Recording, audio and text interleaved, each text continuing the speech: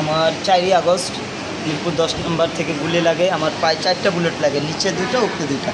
আমার পুরো পায়ে রিং ছিল, নিচের রিংগুলো কিছুদিন আগে খুলে দিছে।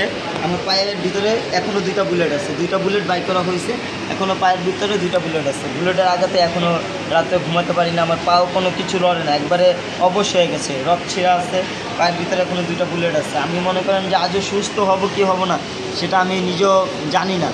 যে মনে করেন এখন তো দেশের অবস্থা এমন হয়ে গেছে যে আমাদের মনে করেন চিকিৎসার ব্যাপারে কেউ ভাবে না, সবাই ভাবে যার যার মনে করেন রাজনীতি নেওয়া, যার যার মানে সিট নেওয়া, যার যার চিন্তায় আছে।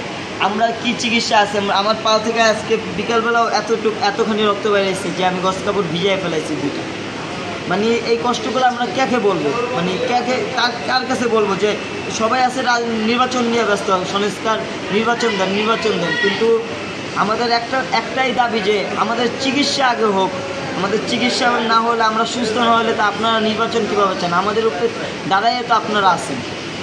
এবং আমার দ্বিতীয় কথা হইল যে মনে করেন আগে আমরা সুস্থ হই, আগে আমরা চাই হলো আমাদের মনে করেন চিকিৎসা, সংস্কার, বিচার।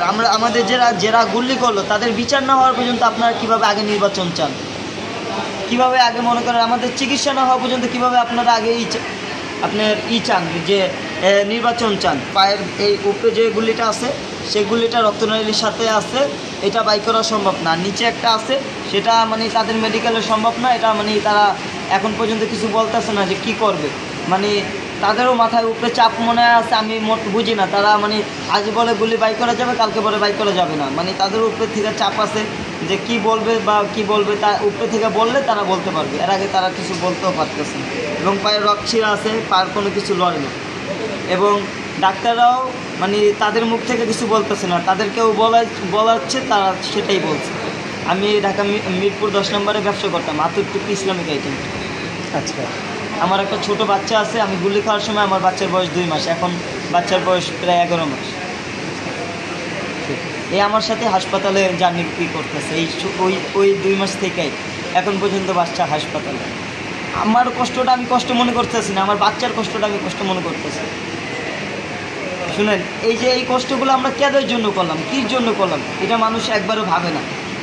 এখন আমাদের মনে হয় যে আমরা মনে করেন কিছু অধিকারের জন্য লড়াই করলে মনে করে যে আমরা দেশের ক্ষতি চাচ্ছি, দেশের ইচ্ছা চাচ্ছি, কিন্তু আমরা দেশের ভালোর জন্যই আন্দোলন করছি।